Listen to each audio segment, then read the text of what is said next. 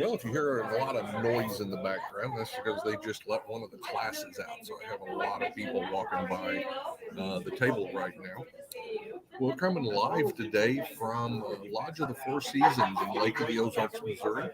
Um, we're at the Missouri Correctional Association / Missouri Probation and Parole Officers Association. So we're going to be doing a few things today. I've got some people stopping by. Uh, this is the first live the first live podcast I have attempted. So after a few little logistical problems, and I've been trying to work on the sound. I'm sure it's getting loud in the background, but we're going to keep going. I think you guys will be able to hear me. Anyway, so I've been here for a couple of years now. Missouri Correctional Officers Association, or Missouri Correctional Association, has been around for a long time. And, this is the conference, the fall conference, where everyone comes together.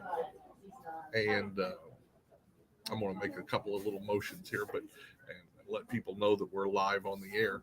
But this is where they come together. We get to enjoy some. Had a nice breakfast this morning, a nice lunch. They had classes yesterday, which I was in part of those classes. I gave a couple. One of them was Essentials in Correctional Excellence, where I taught, the classes and talked to we had about 70 people in there, so it was a really good class. Everybody was engaged, and we talked about, why being the best in corrections matters. That's the excellence in corrections. And then we also talked about Left of Bang. If you've never seen that book, it's a great book to reach out and get. If you work in corrections, it's probably one of the books I recommend the most. If you can get that. We talked about a little bit of staff manipulation. We talked about emotional intelligence, why you need EQ, and why that's important. A friend of mine, Miles Cook, he mentioned it to me, and I loved it. He talked about,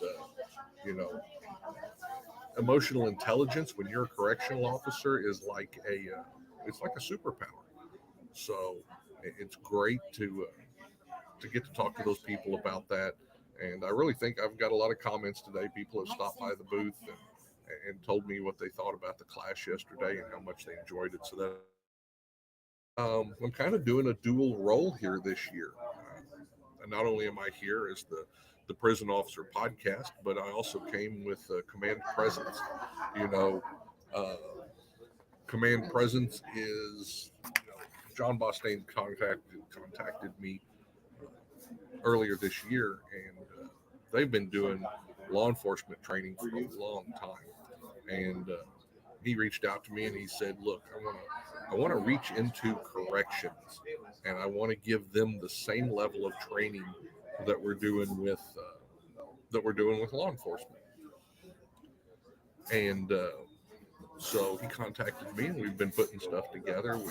I've been working with some of the other instructors, and we've been developing classes that are going to be taught just for correctional staff and by correctional staff. And the class is designed for correctional staff. It's not a law enforcement class that we're just going to give to corrections. No, it's a corrections class that we're going to give to corrections. So I think that's wonderful, and I'm excited for that. And that's what I highlighted yesterday. I did a couple of the classes. One of them was Leading Without Rank, and then the other one was Essentials in Correctional Excellence. So that was a good way to kick this off. We had a lot of fun. Missouri Correctional Association has been around for a long time. I heard them talking, so it's been around for decades. I know that the Missouri Correctional Association and the Missouri Probation and Parole Officers Association have come together, and now they kind of co-host this conference, which is great because I wasn't exposed as a correctional officer, although I knew the probation and parole officers kind of took over. Once the offenders left, once the inmates left our prisons, but I didn't realize that what all they did. So it's really been great the last couple of years to get to talk to them and understand a little bit about what they do and how important that is. And the interesting thing yesterday is I had a lot of them in class. A lot of the correctional classes that we talk about with leadership, uh, dealing with the inmates, emotional intelligence, staff manipulation, those are things that our probation and parole officers also deal with. So, that's it was great to have them in class and great to talk to them while we were doing that. So, um, I would like to thank Lodge of the Four Seasons. It's been they have really stepped up and made this a wonderful conference for us. It's not done yet. There's still another day tomorrow. A lot of stuff left today, but Lodge of the Four Seasons, their staff has just been wonderful. I can hear them down there setting up now for lunch, and I'm excited about that as always. Lunch is a great thing. Hey, it looks like I also have the ability to do studio chat. I haven't done that before, but if anyone is listening out there, I'd love for you to give me a chat. Let me know you're on there, and so we can take a look at. You know, I'd like to interact with some of you guys. Um, I guess I have picked one of the noisiest places in the in the conference. It sounds like there's a lot of background noise. So I hope that you guys can hear me and hear what's going on.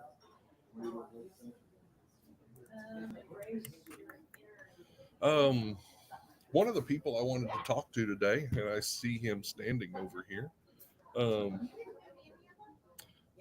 Kurt Dudenhofer. And I'm going to get him in here. We're going to get him set up. So if you'll be patient just a minute. About that far. Okay, How are you doing today, Kurt? I'm doing great. It's been a great conference. I participated as a vendor last year as part of the Safer Homes Collaborative. Yeah.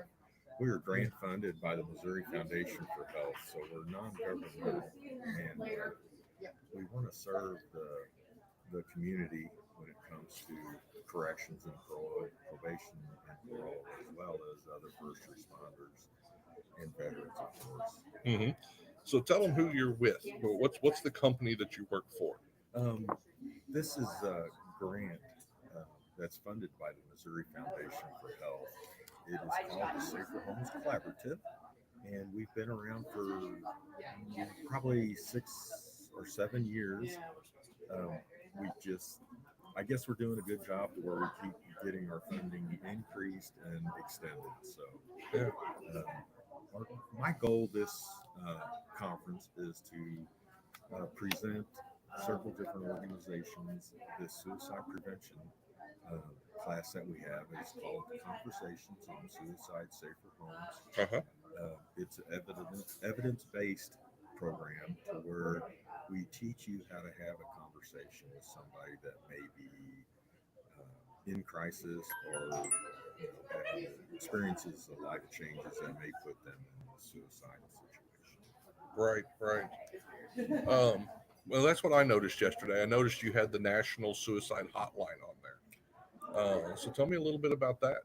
The the if you call 988, press 1 if you're working with a veteran, press 2 if you working with a Spanish speaker, and press 3 if it's part of the LGBTQ community, Okay. and they'll speak their language. So this is the national 988 is the national hotline number that has been received very well. They do get a lot of calls, but you don't necessarily have to be suicidal to use it.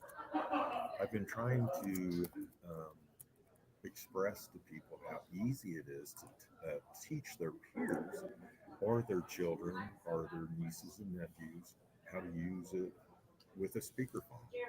And it's quite simple. Mike can just say, "Hey, Mike, I know you're going to the line. Mm-hmm. Can I make a call? 988. Hey, this is Kurt. I got Mike here on speakerphone. Can you talk to us?" That takes away the fear on my part. Sure. And then that operator will say, "Hey, Mike, just in case we get cut off, what's your phone number?"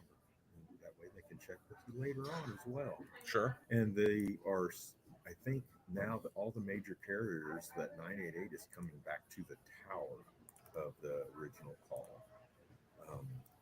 Whereas it used to be coming back to the area code of the phone. So that's been an enhancement in the system. And then they'll look up local resources and start asking like questions, and we're putting time and distance between that suicidal thought and that lethal means, whatever it may be. Okay. So, corrections, we suffer with suicide. There are a lot of suicides amongst our correctional officers. Some of them get very despondent because, the dark side of the work, uh, and the kind of forgotten nature of the work.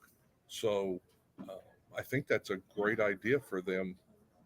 Tell me what you've heard about that. Mike, I sat in on one of your classes yesterday, Okay. and you had an exercise in there about observative Observation?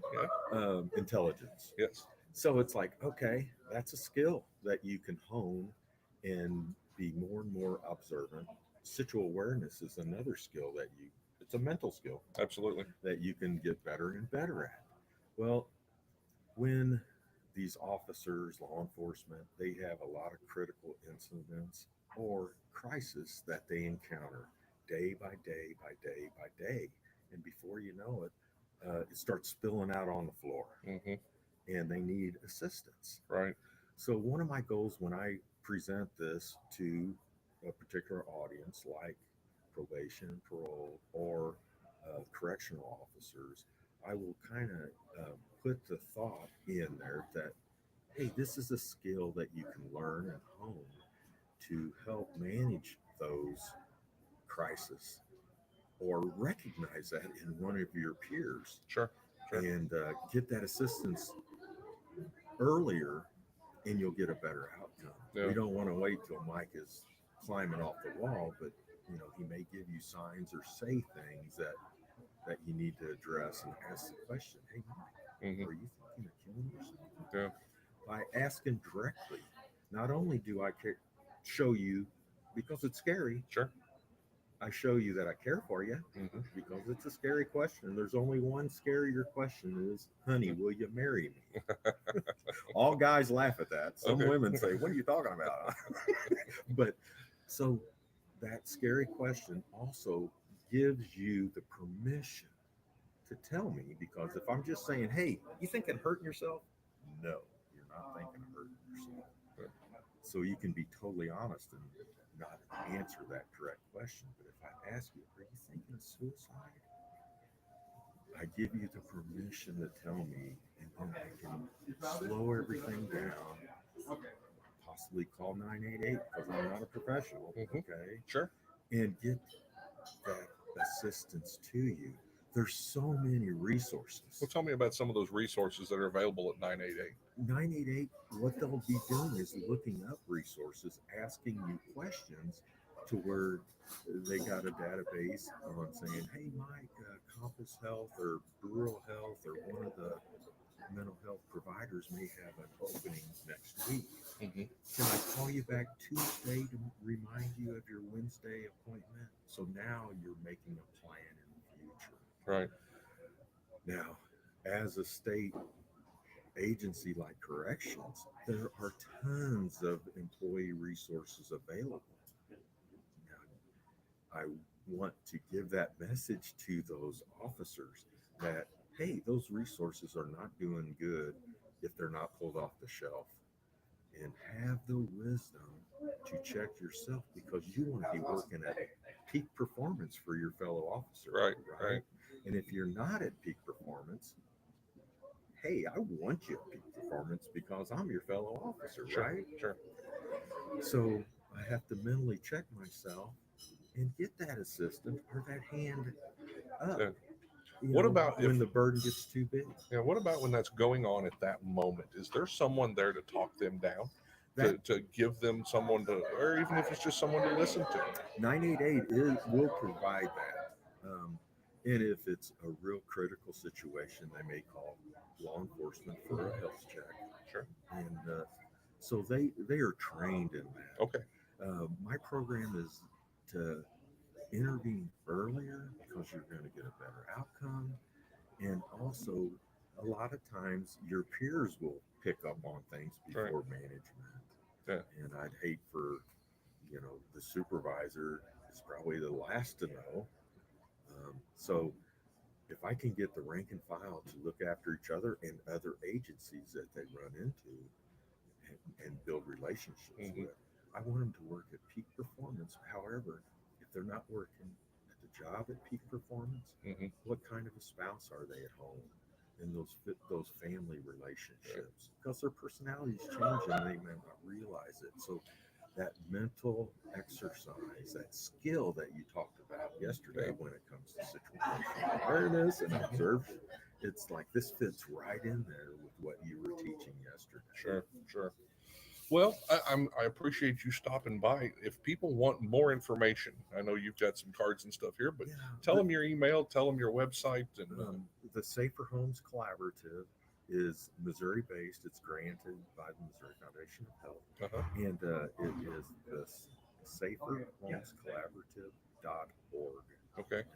And it's Safer Homes Collaborative. Kurt at gmail.com if you want to reach out and schedule something. We have several presenters throughout the state, and I would encourage anyone in leadership. We also teach people to do my presentation. Right. You have some classes with if someone wanted to become an instructor. Absolutely. Another little value in their bag. That would be an awesome opportunity to reach more and more people, because when it comes to 988, it's a skill that we need to really get the stigma down about getting that assistance, because we all could use it.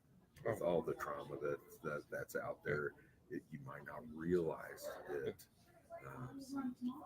bubbling up. Oh, sure. And right now, even with what they see inside, it's a stressful time just to be alive, isn't it? Absolutely. And 20 years ago, nobody even recognized what PTSD is. Yeah. Well, it's a real thing. So if we can realize, hey, that piece of trauma that happened years ago, or what I'm seeing now, a lot of these people in corrections, they see, hear, smell, touch, taste, all their senses are involved, to where when they're outside of that environment, something may trigger that, to where it's like, what'd that come from? Right, right. Well, you might need to have a little assistance to break that down and get that skill rolling. Right. So that's what I'm really trying to encourage. Excellent. Well, thank you for stopping by, Kurt. You bet, Mike. For those of you out here, when I get back and get the chance to edit a little bit, check in the show notes, and then I'll have all of Kurt's information in there, and so that you can reach out to him and find out more about this. What is that number? That national suicide? 988. 988. Absolutely. So, put that somewhere in case you ever need it, in case someone that you know, or someone in your family, or someone that you work with, we will run hard to a body alarm. We will bust our ass to get to somebody that hits a body alarm. But when they're having trouble at work, we find it really hard to walk up and say, "How are you doing?" and listen for a minute. So, and I really want to encourage you to put them on speakerphone, because Mike's never going to call. I'm not going to call, but I'll listen. So, and then it's like, well, that wasn't so bad. Right.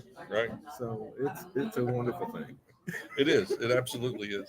Thank you so much for stopping by and giving them this information. And like I said, all the information will be in the show notes. Awesome. Thank you. Yep. Headphones. Perfect. All right. Well, that was great. I'm super glad to have you him there. You have a great day. No, you're fine. You're fine. Super great to have him stop by. It's kind of neat to be able to do this live. I know there's some noise in the background. I hope that's not too distracting for you guys, but it's cool to see what's here. And I wish I could sit in there and go through every vendor, but we'll see who stops by and who we get to talk to. So Are you Chillicothe? That's right. Yep. How are you today? Doing well, sir. So introduce yourself for the. Yep. Put some headphones on so that you can hear what's going on. Major from Chillicothe, Yes, correct? sir. Major Oknanowski. We work in Chillicothe Corrections. Chillicothe Correctional Center. Now, Chillicothe is one of the correctional centers I've never been to, but still a female joint. Yes, sir. Okay. I worked at Missouri State Department of Corrections from 92 to 98, I think. So I heard about Chillicothe, but I never worked up there. Tell me about it. What size institution is that? Tell me about the main missions that you've got going on up there. So it is the newest facility that, as far as correctional facility that the department has. We are currently housing, well, we have the capability of 1,600 offenders. Okay. And as far as the mission, just like every other facility department, the goal is to rehabilitate the residents and Sure. send them home. Of course, with that become, we have responsibilities to keep them safe.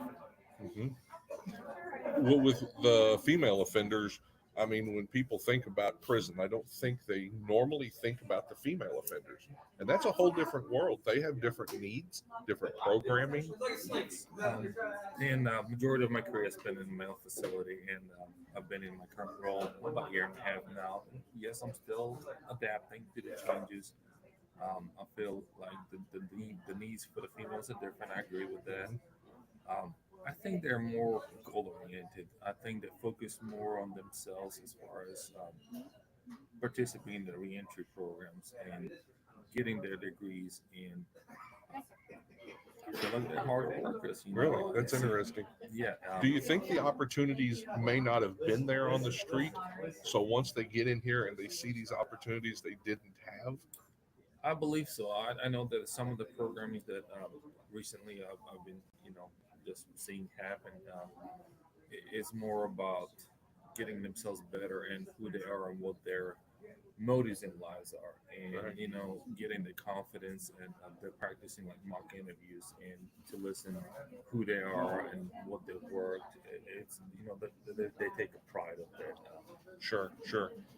So do the female how many of the female inmates would you say have some type of family unit that they're in? Because in male penitentiaries you'll see the family isn't the main focus, but I think for maybe female inmates, is it more of a focus getting back to the family instead of just getting out? I believe so. Yes, for the majority of them, yes. Yeah. Yes.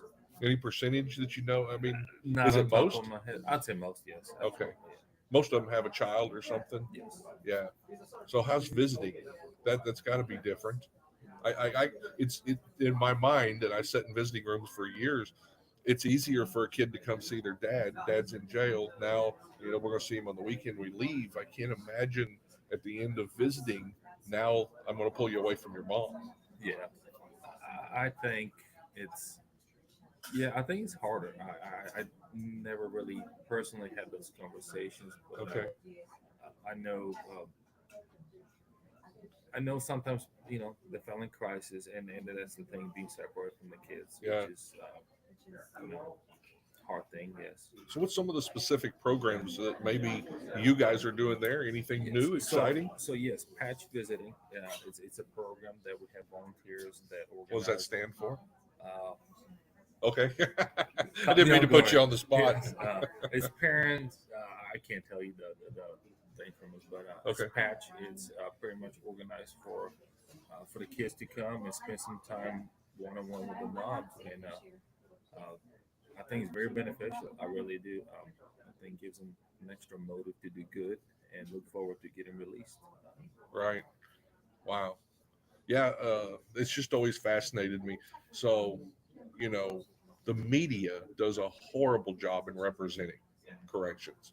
So everybody knows Orange is the New Black or whatever that show is. I watched like the first episode and I was like, this is not real life. How far removed from real life is that for a women's? I appreciate you recognizing that we not always get looked as the brightest department, which we are. We really do change lives. Yeah. Like the governor said, we all focusing not just the offenders, but the staff as well. Yeah. as far as the Orange is the New Black, yes, it's a good entertainment show. People fall for that. I get it, but no, again, It's just not life. we in are prison. humans. We work with humans. We all make mistakes. They make bigger mistakes. They pay for that. Again, I don't know if you focus in the question as far as the. Just your opinion. You've walked in there. It's I not haven't like a walked movie. in there. You know, Yeah. even prior to me starting this career, you watch movies and you think like, what I'm getting. It's just a small society that's segregated, and Yeah. again, you work with human beings. Sure. So I'm gonna give you a little chance here to do a little recruitment. I Absolutely. know that you want to get some officers there, some good officers. So tell them why they need to come to work for the Missouri Department of Corrections and at Chillicothe. Yes, absolutely. Statewide, you're more than welcome to come to Chillicothe if that works with living arrangements. But it is a great place to work. It's a job that truly fell in love with. What is it about you? What is it about it that you love? I think that you create a camaraderie with the staff. Yeah. You become that team. You work for a mission and goal. You're changing lives. I mean, you might not realize it, but you do change lives every day. Just the impact you make on people, and being a role model for a lot of. It's just a satisfying job. It Yeah. really is. It's kind of hard to explain if you don't work it, if you're not in the field. But it's not something that it was a dream to work there. Just something that happened in my life. Sure. I got employed. Never thought this would be a career, but it's something that, like I said, is a satisfactory job, and I look forward to going to work. Yes, there's stressful days like any other job, but Sure. it's something that I enjoy doing. Yeah. It- I think the hard part is, with most jobs, you go out there, you hammer a nail, you build something, you see it fixed right there when you get done. And with our job, you may have to wait some years absolutely. to see the effect that you have, or you may not even see the effect at work. But when you drive out that gate and you look around, and we live in a safe, your family's safe, your neighbors are safe, there's not crime rampant because of what you're doing, then you get to see those things that make it a good job. But it's not always immediate satisfaction. I think that's the hard part for people when we start. It was for me. Yes. I want to go back to the recruiting. Sure. If people think that this is not for me, you don't know unless you try it. Especially within the last few years, last year, in the past years, Sure. I feel like the department has taken a lot of initiative in taking care of staff. Our pay raises, I believe we're in a very good stance right now. We can always have more. I think the director spoke this morning. That's his goal. Yeah. Which I'm appreciative. But not only that, as far as training, that changes how we do training. We expect people to do the job, but we need to train them how to do it right. And Yeah. that's some of the steps we've taken. Self-care for staff, things like that. We have a lot of benefits. Yeah. So I can tell you care, and that's always good to see. Yeah, I love meeting our correctional staff. They're amazing people, and it was a pleasure to work with them. And now it's a pleasure to serve them in other capacities. But yeah, I kind of miss it. Yeah. Thank you. I Thank you for appreciate having you me. stopping by and Absolutely. talking to us. And have a great day and enjoy the rest of the conference. thank you. Yeah, he mentioned Governor Parsons was here yesterday, and I forgot to mention that. I can't believe it because he stopped and gave us a real nice talk yesterday. And for those of you that don't know, Governor Parsons was in law enforcement. He was a sheriff, and this is his last year as governor. And I really think we're gonna. Well, I don't think. I know we're gonna miss him as a governor. I think he's done some great things, and I know that he has cared for the Department of Corrections, has implemented a lot of stuff, has got pay raises. So it was really good to listen to him yesterday. And he wanted to stop by and give his respect to all the people that were here and the job that they do. You can tell he understood, which, as a sheriff, he ran a jail at one time. So absolutely.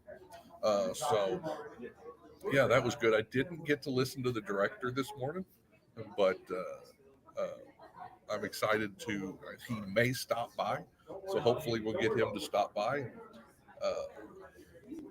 I'm trying to get the. Hold on just a second while I get some. I think our next guest is going to be Daniel Keene. Mr. Keene. Everybody is looking at me, but nobody is looking at me when I need them.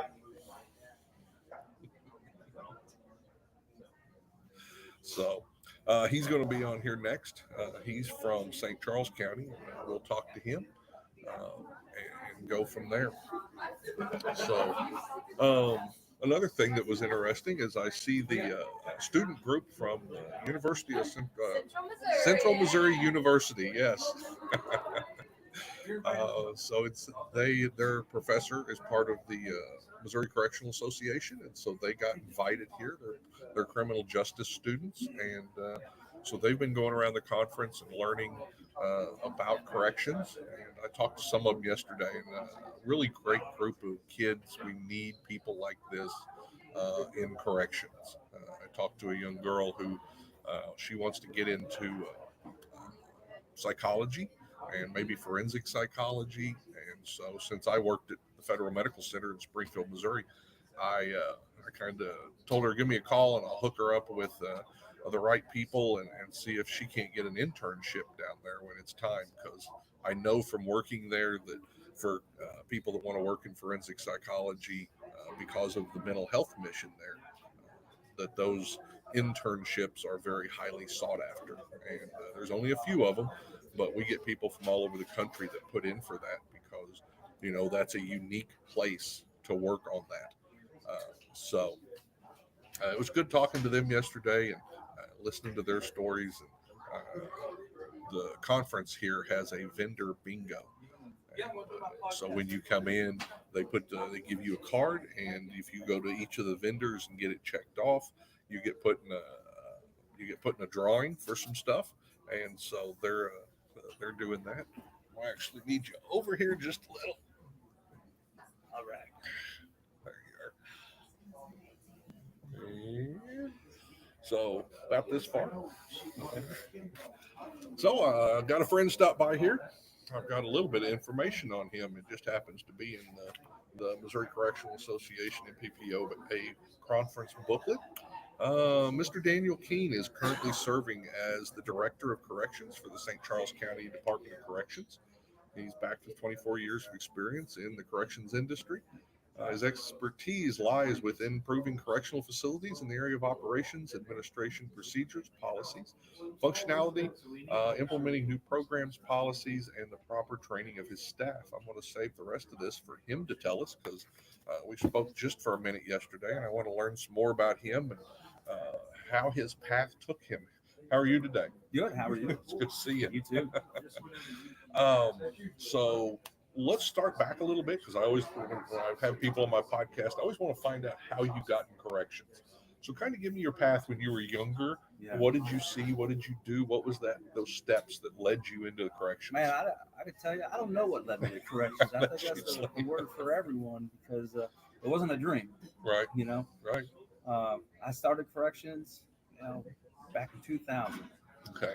And for the first 6 months, you love it. Yeah. This is a good job. This is fun. And then, like, from 6 months to a year and a half, 2 years, you're like, I'm not sure what I'm doing. Right. I don't know if this is what I want to do. Yeah. But it takes a litut bit of something. There was a trigger that hit me. Yeah, I think it was a combination of my warden at the time. He's still my mentor today. Yeah. That put me on the right path. Plus some of the, just in a little bit of a year and a half, 2 years, how interesting and funny and some of the stories you could put together. Right. Just in that small amount of time. And also seeing the opportunities of advancement. Yeah. That's what started driving me. And I Okay. was hungry. So that's kind of what kicked me off to keep going. So we did a class yesterday, leading without rank, and that was one of the things we talked about was finding your why. Because I was the same way. I came in there for the job, for the money, for the insurance, starting a new family, but I didn't really have a why. And it took me a few years. Sounds like you were the same way. Same. Yeah. So what was that? Where'd you first go to work at? Clinton County Correctional Facility, right in the middle of Pennsylvania.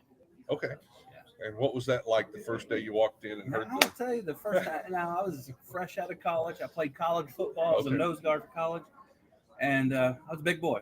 But when I walked in there and remember that today, working in the F unit. Right. You know, it was a max unit for Clinton County, and there was 32 inmates in there. And you know, they're all just eyeballing you. You know, they're sizing you up. Sure. You know, and they're going to test you. And that, I can tell you, the first day you're like, man, I don't know what's going to happen today. Yeah. Is this it? But you know, you always revert back to your training. You know, and the biggest thing was respect. Yeah. You know, you give these individuals respect. For the most part, you're going to have one or two knuckleheads try to test you, but for the most part, the unit as a whole, they were all right. Yeah. You know? But it was that first day or two, it was kind of, what am I doing? So how long did you stay there, and what was the next step? Man, I was all over the place. So I Okay. worked there for about a year and a half, and then I was bored.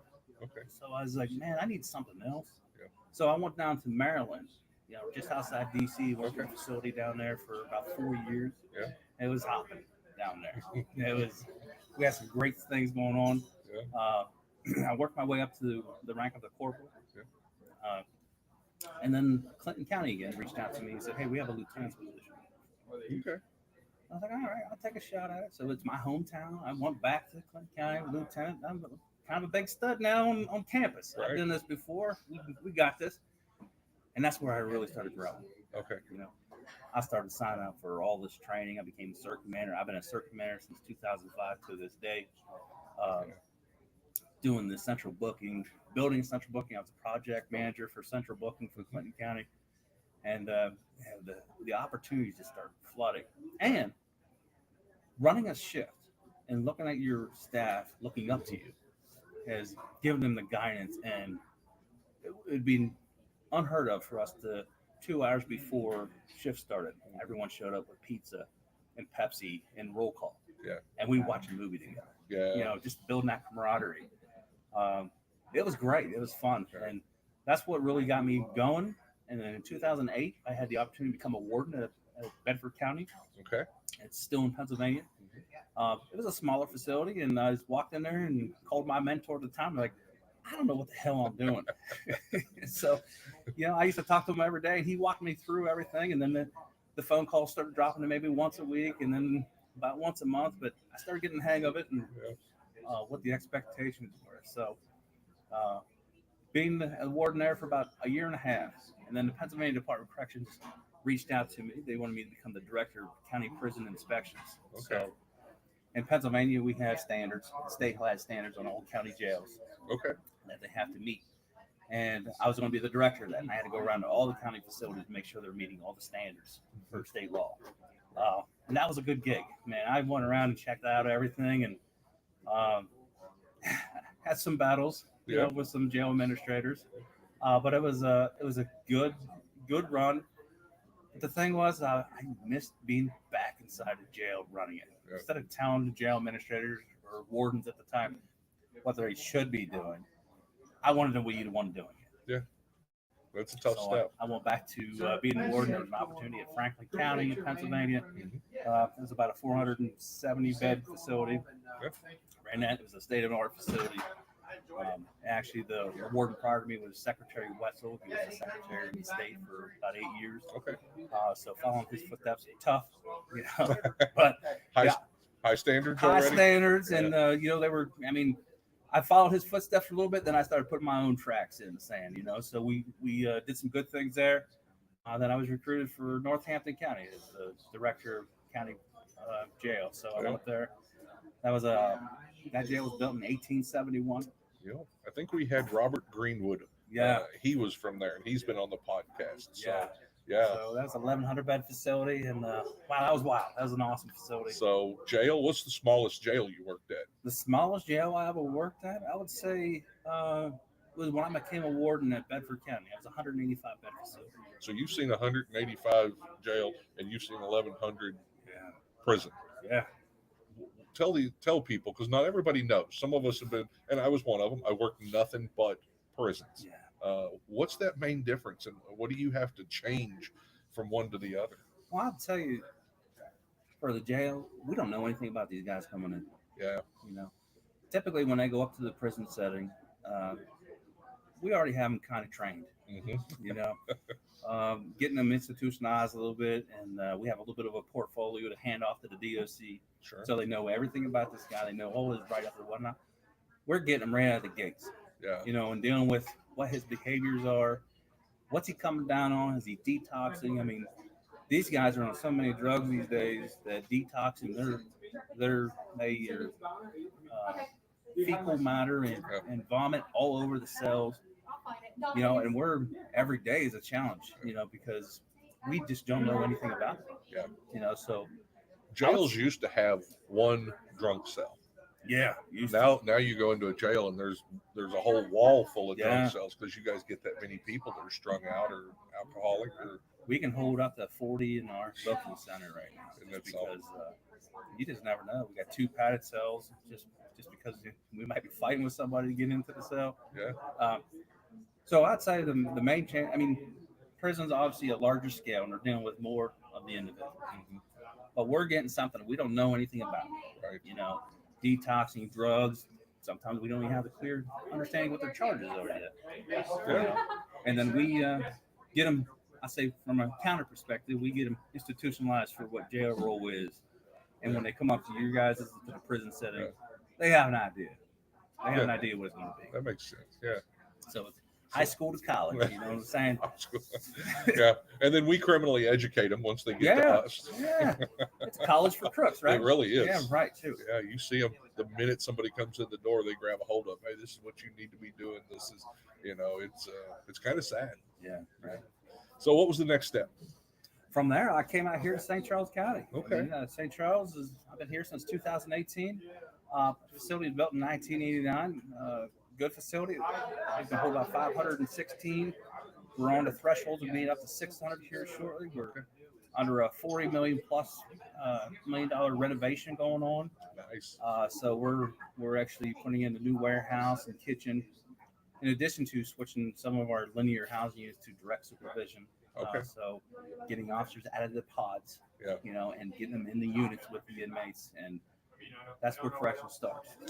And that's where I started. I've seen it come both ways. Yeah. And but yeah, and we talked about that yesterday. You know, in order to have good observation and to understand and build situational awareness, you've got to be there with them.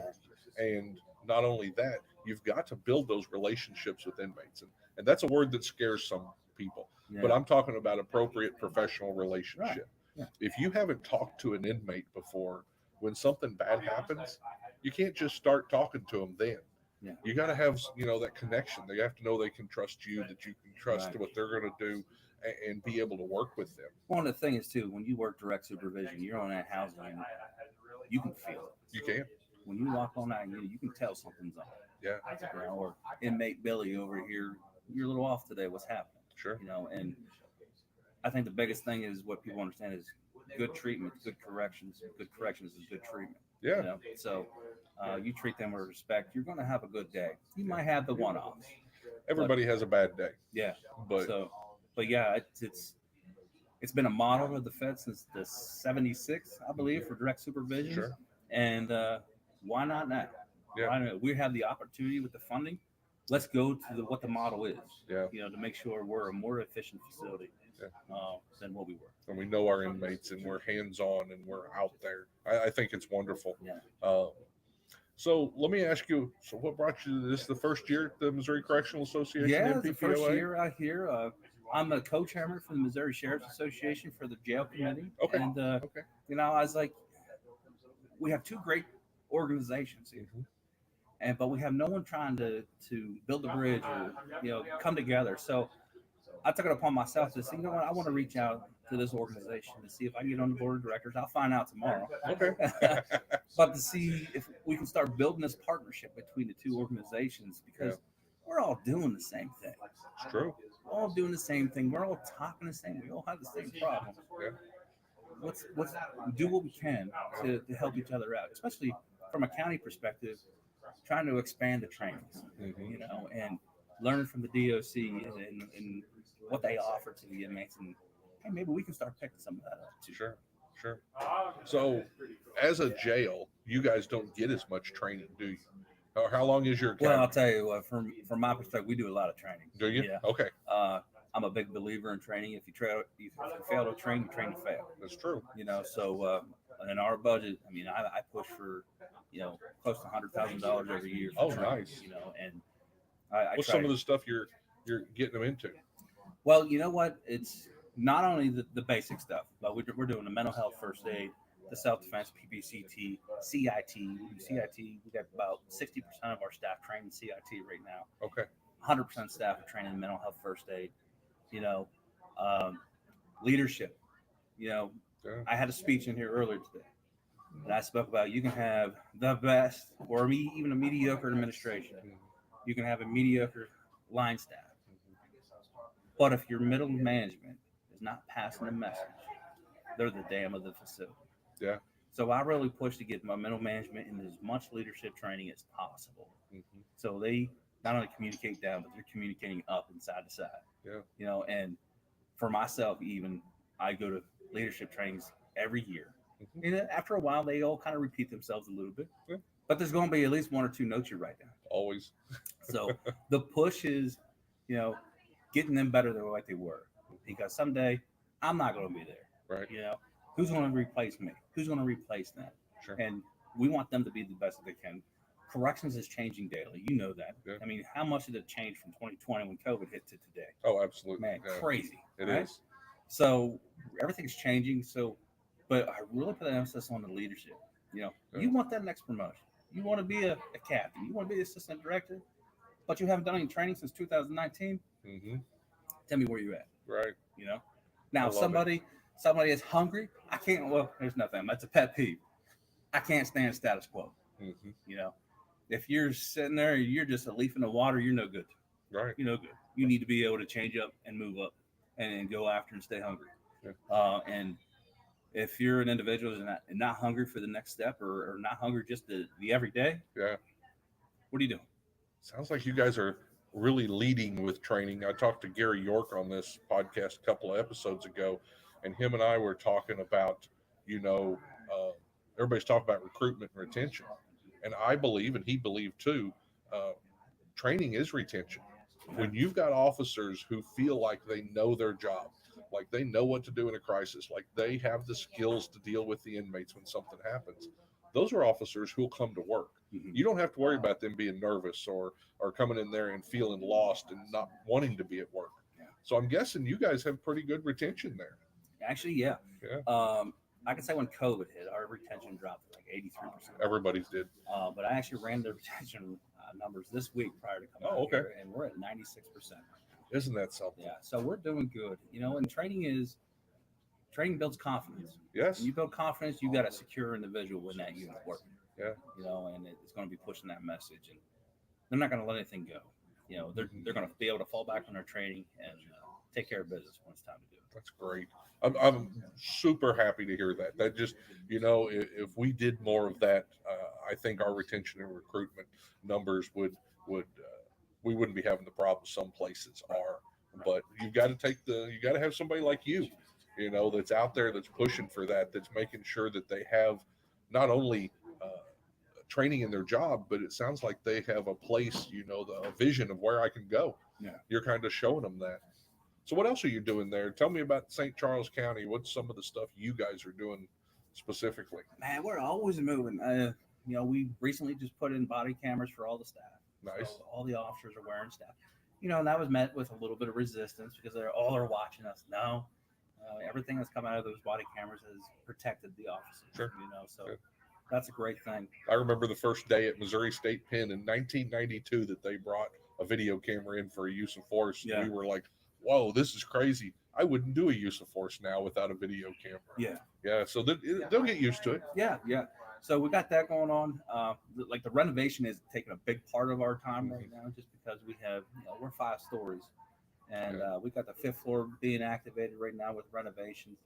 Come November, they're going to start demolition on the 3rd floor. So really trying to move inmates around, and we're not going to send anybody out. We're going to do everything in house. So Yeah.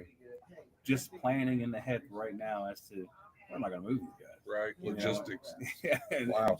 and finding the right place for them. That's really the heartbeat of the jail. Mhm. So we have a lot of great things going on.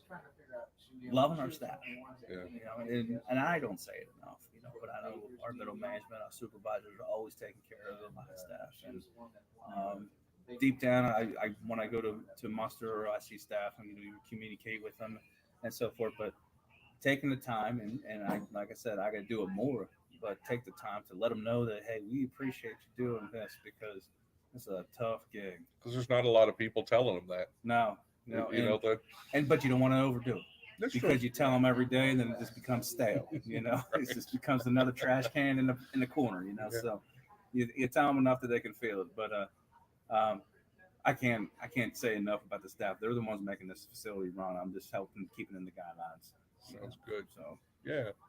Well, if you're listening out there, I'm sure that that would be a wonderful place to apply. yeah, we're hiring. The salary's great. It starts a little over 48,000, and if you have Nice. experience, we can typically bring you in at advanced starting salaries. So opportunities are there. We have corporal's positions, sergeant's positions, lieutenants, assistant directors. So we have availabilities for individuals of plenty of advancements and so forth to move up. I'll be up there next week. I'm kidding. So. I got 3 jobs now. I'm working harder in retirement than I did when I was a correctional officer. Right on. Yeah. But so if somebody wants to get a hold of you, you got an email that they can. Yeah, or, it's D. web- It's D Keen. It's D for Dan. Keen, Keen at sccmo.org. That's Okay. my work email that you shoot me. I'll listen and review anybody that sends something in. Depending on what they send, I might have to delete it. But no, it's available, and you can go to our website at sccmo.org and Okay. look at the job opportunities and the county as a whole. St. Charles County is a great county, with great benefits.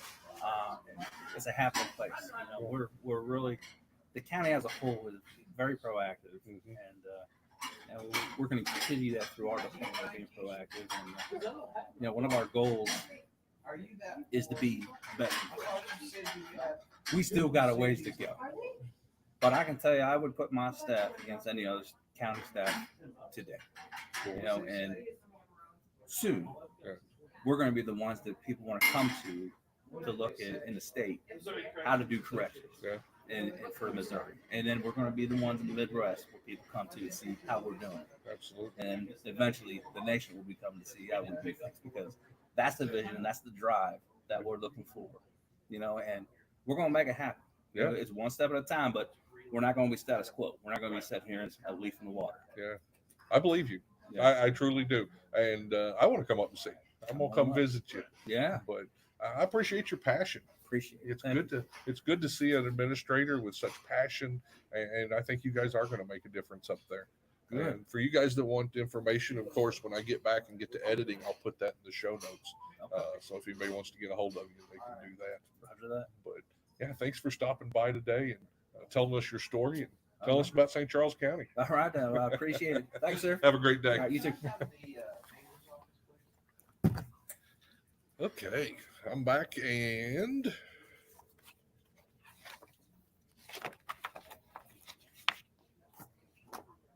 okay, get a few things put away here. Okay. Well, those have been some great conversations. Yeah.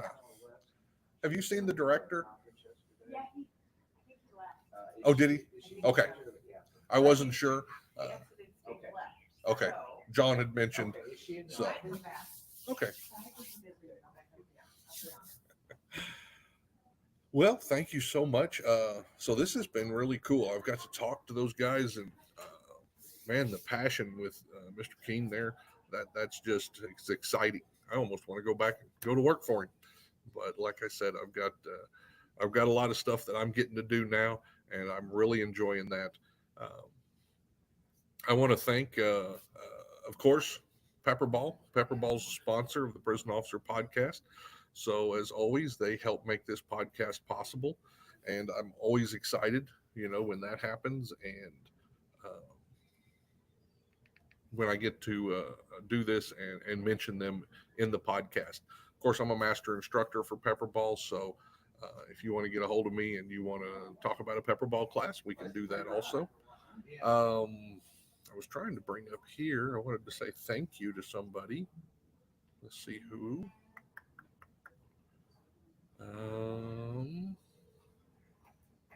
I can do this live. Maybe. Oh, nope, it's anonymous. Okay.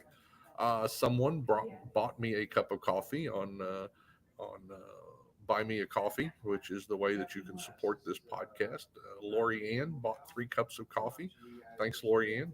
I'm happy that you did that. I appreciate the support. I also wanted to mention if you have been on Buzzsprout recently, they started a where you can text the host, and so I signed up for that and allowed that.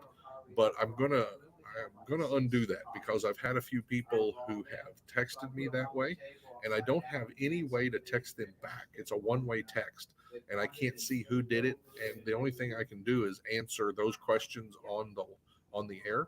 And so that's not something I'm going to do because these were people who are trying to contact me for different types of business stuff. So if you see that go away from Buzzsprout and from an option when you listen to the podcast, that's why. And it's because I can't respond to those. So if you want to get a hold of the podcast, the best way to do that is Mike at theprisonofficer.com. I watch that. It's my regular email. I answer it all the time. I do get a lot of feedback through that email, and I always appreciate that. I recently got some feedback and from one of the classes I taught, and I really appreciate hearing from everybody. I also got some feedback from a father of a couple of inmates, and he wanted to be interviewed, and I had to tell him, this podcast is for correctional officers. I don't do it for inmates or inmate families or anything like that. If somebody's on this podcast, it's because I think they have something to bring to your job that you do as a correctional officer. That was why I started it, was to improve the lives and give knowledge, skills, and ability to correctional officers in the way that I could after I retired. So I'm always excited when I get to do that. Which takes me to another one of my sponsors, which is Omni RTLS. And Omni RTLS is a company I've been involved with for quite a while. Dusty, Nick, Allie, Linda, and Rick. And we've been working hard the last few years, coming up with a great way to do inmate tracking, real-time locating of those inmates with Bluetooth. And so I can tell you 2 times a second anywhere in the institution where your inmate's at. We've already got that in several jails, and I'm looking forward. We're expanding every day. It's been a very busy time. So if you get the chance, reach out and look at omnirtls.com, and that's omnirtls.com. They're a sponsor of the podcast, and I appreciate what they do, and happy I get to work with those guys. And then finally, I want to also talk about Command Presence. As I told you, sorry, I'm going to reach over here. As I told you earlier, we've got some classes that we've been working on. Command Presence is moving into the corrections arena, and I would love to bring some of these leadership classes to you and to your agency. There's many different ways that we can host. Haley is our salesperson, and she can walk you through that, whether you want to do a dedicated class or if you'd like to do one that's a combined class with the community. But we have several options for that. One of them I talked about was Essentials in Correctional Excellence. And so that was one of them I gave yesterday. Another class that we've got is Leading When It Hits the Fan. I did this class last week over in Tennessee. And it is really, that class is meant for the intermediate supervisor, so that we can talk about how important those first decisions in a crisis are. Most of the time you don't have the big wigs when crisis hits. Most of the time when something happens at the prison and you've got a large disturbance or a riot or, maybe a killing or something, you're going to be a lieutenant or a sergeant or someone like that on the scene. So those initial decisions are so important. And so we talk about that. We talk about emergency planning, initial response skills, the different stages of crisis. All crisis in prison follow certain stages. We talk about human performance, and we talk about dynamic decision making and how those supervisors can learn to make decisions in a situation that's continually growing and changing, being affected by not only the decisions you last made, but by the actions of the people involved. So a lot of that could change moment by moment.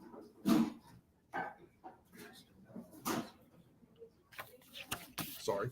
Another one of the classes I did yesterday was leading without rank. And this is classes, individual leadership, not only leading yourself, leading your peers, but being able to lead your bosses, leading up the chain. So we talk about all that. We talk about problem solving tools that you can use, ways to care and connect for others, and we talk about different strategies for being a team player. Yep, come in and join me here. And then finally, and for those of you that might want to check this out, Ottawa County Sheriff's Office in West Olive, Michigan. I'll be giving a class up there on October 29th on report writing and testimony.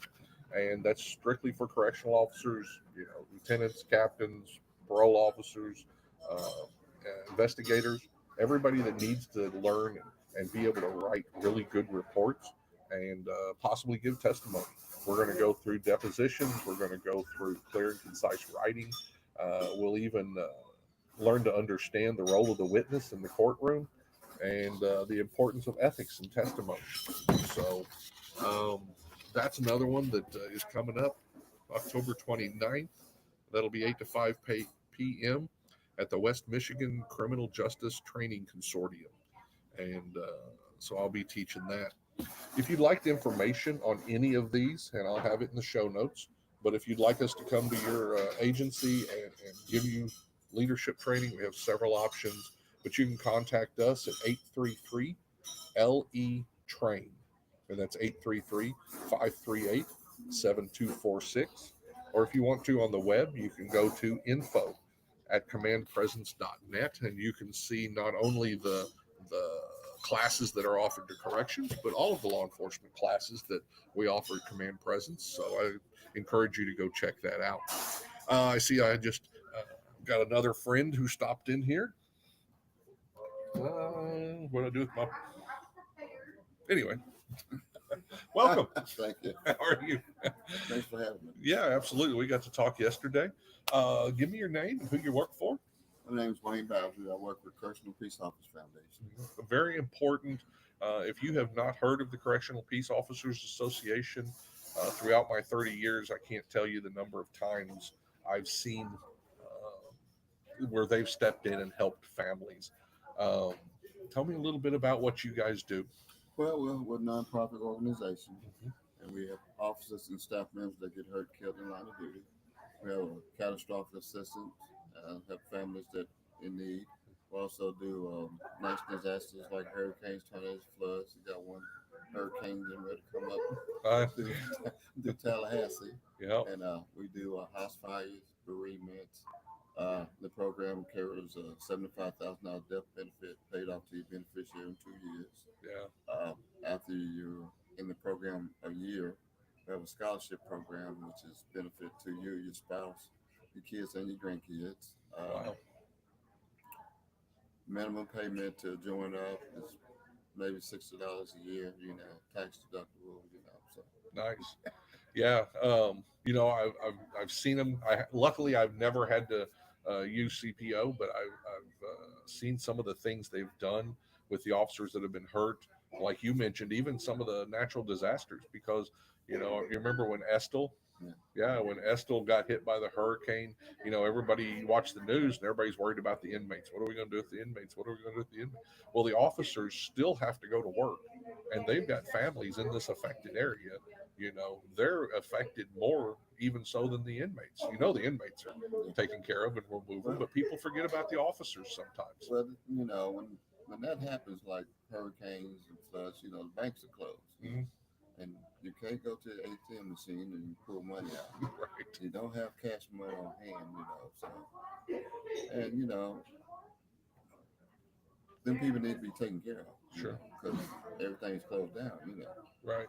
You might not even have transportation when you get to a bank, you know. So we come in and try to put a band-aid on until, you know, things start rolling in. Yeah. And I guess I should tell people, you have also been a correctional officer. So tell me a little bit about that. How long were you a correctional officer? Where'd you work? Well, I did 24 years in the correctional field. I did 4 years in state Uh-huh. Kentucky, and then I went to federal FMC Lexington. Right. I did 20 years of federal time. Yeah. So, yeah, this is a correctional officer that's now still helping correctional officers. So that's so important. How long has CPO been around? It started in 1984. Okay. 5 guys was sitting in the garage, you know, because when you have a death, everybody passes the hat around, and once you get that money to that family, then that's it. So they took it a little bit further, and they keep in contact with family members that got killed. Even to this day, you know, some of the kids that grew up that didn't have, you know, parents. Sure. They get, you know, during Christmas time, and we give them gift cards, you know, and stuff like that, you know, and the kids get a chance to bereave with other kids when we have our memorial service. Oh, yeah, wow. Yeah. Um, yeah, I hope for the day when we don't have to even use CPO, but it seems like we've had more deaths recently. The news is just full of officers who are getting either severely injured Yes. or killed at work. It seems like a really, I don't even know if it's a bad time for corrections or corrections is so big, but it seems like a really tough time for that. Yeah, it's always an assault. You know, I think we honored 6 members last year, Wow. and might be more this year because, you know, we had a guy in Arkansas, we had some people in Kentucky, and Just had one in Georgia that was stabbed Yeah, multiple times in right. the neck. right. Yeah. Yes. And that's that's not something you go to the emergency room, they patch you up and you go home and you're done.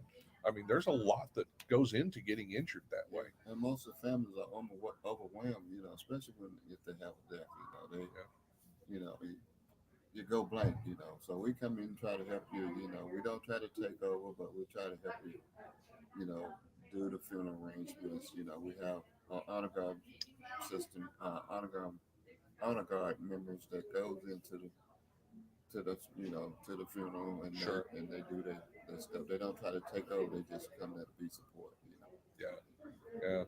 Yeah. Just so important what you guys do. So if people want more information on the CPO, they want to join, have you, where would they go? They go to Correctional Peace Officer Foundation.org, Mm-hmm. and once you log into the login, you go to application, and you can sign in that way. If you need assistance, you got application Okay. on, you know, anything you need to go, you can just go to the, you know, CPOF.org. Okay. Well, I will make sure that gets put in the show notes here. So, absolutely, guys, it is a great foundation. I would hope that everybody will take a look at that, and it does some great stuff. I've seen it throughout my career. These guys have stepped in when, a lot of times we think, well, I've got life insurance and work will take care of me. When those things happen, the agencies, they do help for a little bit, but that goes away pretty quick. And you guys are still there after, if you don't mind me saying. Right. You know. You know, our motto is take care of home. You know.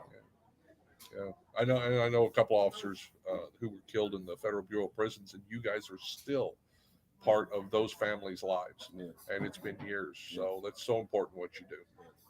Thank you so much for Thank stopping you. by and telling us about it. And so everybody stop by their website and take a look at that. Thank you. Have a great Appreciate it. day. All right. Okay. Well, I think we had a really good a bunch of conversations there. I really enjoyed that, and I hope you guys learned something. This was our first live uh, podcast from the Missouri Correctional Association / MPPOA, Missouri Probation and Parole Officers Association. And I'd like to thank those guys for inviting us today. They they uh, they called me up and they said we'd love you to be part of this again. And it's always just a wonderful time here to see corrections. I guess I'm going to say corrections growing, corrections, um, coming together.